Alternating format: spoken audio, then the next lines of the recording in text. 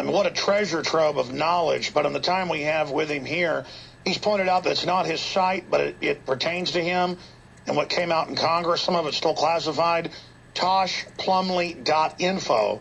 We'll put that site up on screen for TV viewers. toshplumley.info. You can find a lot of stuff there. Tosh, I want to just do this. I'm going to shut up, or I'll interject my points and ask my questions and divert you. You've gone on a limb to tell us about your high-level NATO source and the fact that they said that, look, this was under the Arms Import Act by the State Department, that they used to arm people legally, but they use it to arm terrorists illegally because it violates the federal law to arm terrorists, but they used a legal program to transfer them. And you notice Obama then signed an order 3 weeks ago saying they can now arm terrorists, but that's retroactive to cover their behind. And that you had other sources that confirm what the NATO high-level officer told you, that this was pretty much, just to recap what you said, a hit on Ambassador Stevens and others because they were sending cables back saying, we don't want to give these Stinger missiles, not just stuff they got from Gaddafi, French missiles and others, but that it was actually an arms transfer with the ambassador from Turkey as well. It was supposed to take them back up to Al-Qaeda and other extremists in Syria. And that the ambassador left, got upset. This is the same intel I was given, by the way. We're already on record saying this from our sources, but this is what they were told. You talked to a source in NATO who could confirm it, and then others that did, and that it was an actual hit, and that it wasn't Libyan arms that was being transferred. It was directly from the State Department. And so, recap in your own words what you said last week, and the fact that no media picked it up, by the way, and Fox News contacted us. We have that email and their number.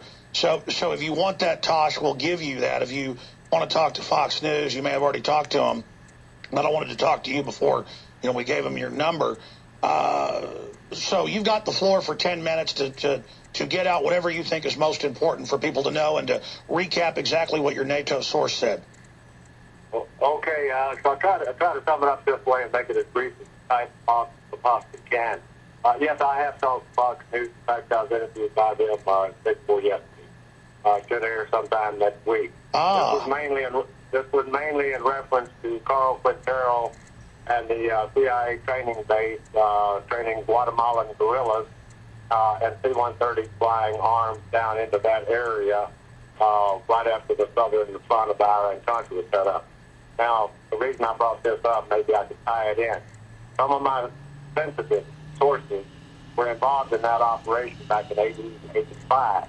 Most of those guys, some of them had retired. However, the lineage that those contacts, that those undercover officers made, which was actually around the time of Tito Camarina's assassination, they have also come up into the Mexico operation and boots on the ground inside Mexico, training the Mexican Marinos in drug interdiction programs and that. One of the commanders, a high-ranking military official out of the Pentagon, was sort of in charge of that operation, and he got transferred over to Afghanistan a couple of years ago after he had completed the AMSOG operations in Mexico City, in the Mexico area. All right.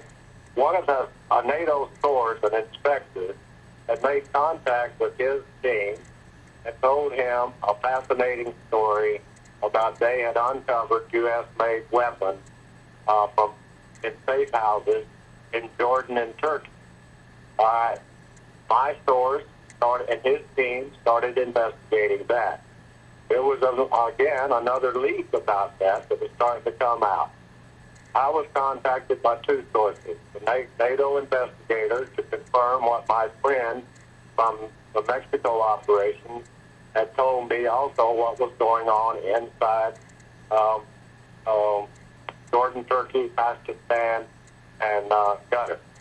And these were safe houses that had U.S.-made weapons stashed in them, allegedly at that point in time controlled by the CIA, a faction within the CIA, an operation, and those weapons were being dispersed to different factions within the Syrian rebel army or whatever was at that point in time trying to be formed.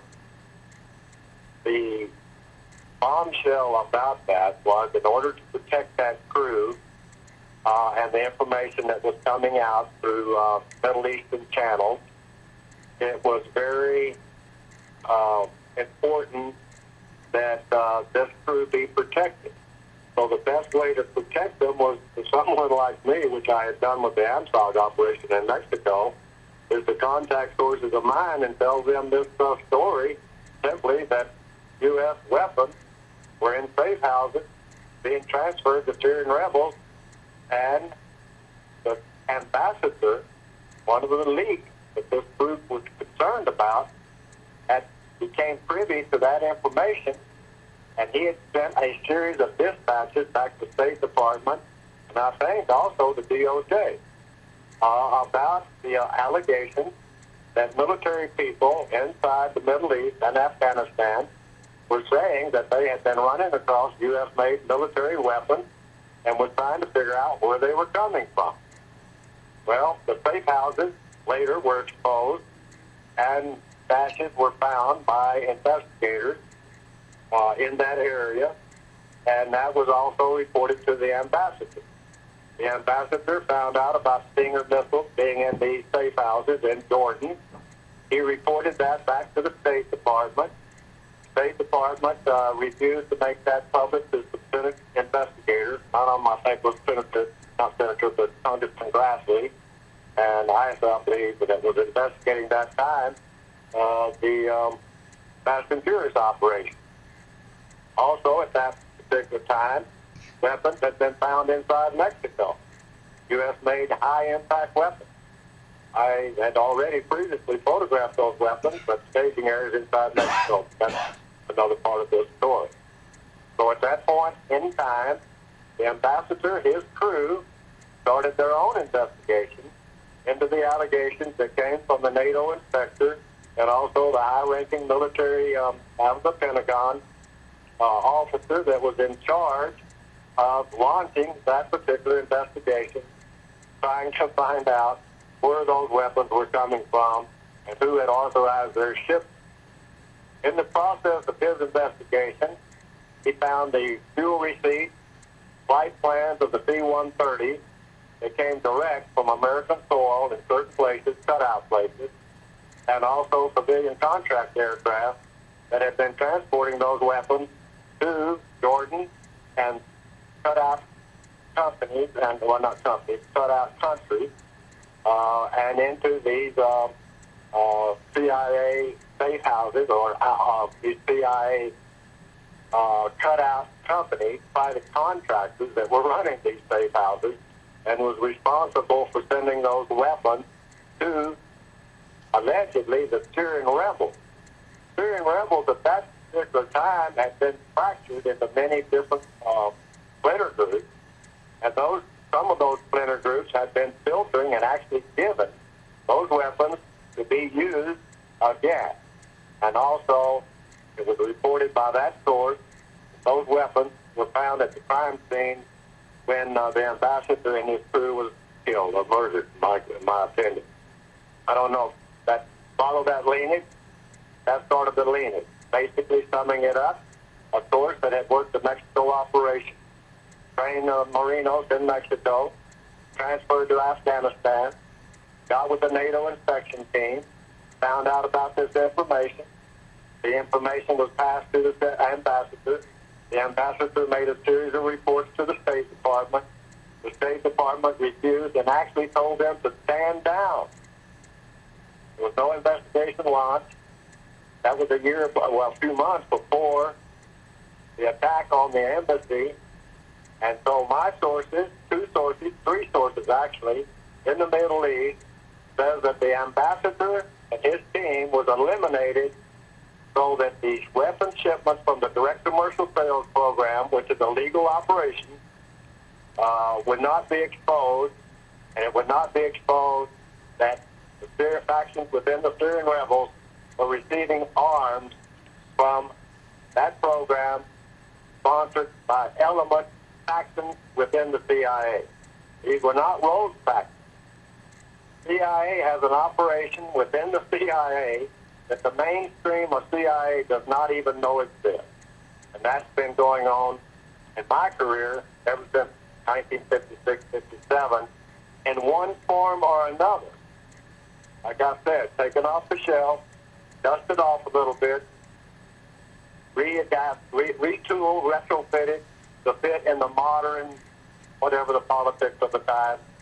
Well, sure. I mean, there's all sorts of criminal groups and smaller operations and different sectors and different agencies that have splinter groups within other agencies. And it's all basically very Byzantine. And a lot of this, as you know, because you were part of the testimony in Congress, has come out over the years. And it's not just black projects. There are secret projects within projects. And an example of that is they supposedly set up the Delta Force in the late 1970s. But there are all sorts of groups in the Army above even people that are officially in the Army. And there aren't even really contractors from what I've been told and what I've seen. It's just completely secret armies. That's right. You know, when I'm saying splinter groups, factions, these are not rogue operations. These operations are actually controlled by the Pentagon with White House knowledge. Have been all the time. In fact, when people say there's a secret army out there, there's a secret government, so on like that, to some extent that is absolutely right. There is this operation within our own government, the elements within our government and our Congress, House and Senate, and all these idiots back there, in my opinion, but that's another story in itself. It's so convoluted and complicated and compartmentalized so that good investigators doing legwork get so muddled down you can't untangle it. In the process of trying to untangle it, you become known as a conspiracy freak. And that's designed in order to cover and shield those operations and stop the exposure from that. I'm no way against my government. This is an actual thing that's going on within my government. People like me, the only way we get protected there, Alex, is going on the record before the fact. I've got a lot of friends that are no longer with us because they didn't go out and talk to different people. And by the way, Tosh Plumlee's our guest, famous whistleblower from the church hearings and the Iran-Contra hearings, and still a contractor, or you could say a mercenary, with just amazing contacts out there, and 76 years old, was part of the CIA operation to first arm Castro, then to fight Castro. All that came out in Congress. Simply amazing, and a treasure trove. I'd like to invite you whenever you'd like, this week, next week, whenever, to come on for a full 30, 40 minutes on the Nightly News to really just cover history and get it on record. But people could take a lesson from what you've said here today, sir. And that's that being in the sunshine is what protects you. People think cowering to tyranny is what protects them. It's the opposite. We all need to get out in the sunshine. Just like Jim Garrison said, that's where we have protection. Evil is defeated by being fought, and a free people will aggressively defend their liberty. A slave people will bow to the system. Go ahead. Well, okay, the one reason I can come out is I am not a government agent. I am not employed by the government. I do not receive a paycheck from them. In fact, I don't receive any money at all, and I'll make a point of that. Which the reason that I'm talking is not really to expose anything, but to get the dogs of war off my butt if they want to come out and start gunning for me. I mean, they can do that anyway. I've already been warned to basically shut up because I'm getting too close to classified information. But the Benghazi thing, the reason it got me in this, the reason it came out, and I think I covered this last week, Alex, was Mrs. Smith made a tremendous plea to our State Department to tell what happened to her son. And so now you're telling her there's nothing like a woman, a mother, or a wife calling for justice that stirs a man's heart. Tosh, we're going to talk to you again very, very soon. Thank you for your courage. And folks can check out those documents, of course, on the site that I mentioned earlier. That's not your site, but you're saying it has some important information. ToshPlumlee.info. Thank you so much, sir. All right. Thank you, Alex.